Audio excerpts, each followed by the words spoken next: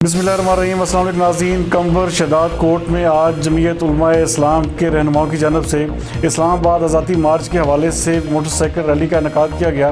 Wagon से हमारे नुमाइंदा खसूसी अली गुल मगहरी के मुताबिक इस मौके पर रैली के रहनुमाओं गुल मोहम्मद इनकलाबी, इंजीनियर आबद लाखू, मौलाना अजीज़ गुल जागिरानी और दीगर का कहना था कि हम मुल्क के किसी भी इदारा के ख़िलाफ़ नहीं हैं, हम पाक फ़ौज के साथ हैं। हमारा मकसद सिर्फ पाकिस्तानी अवाम को नियाज़ी हुकूमत से छुटकारा दिलवाना है।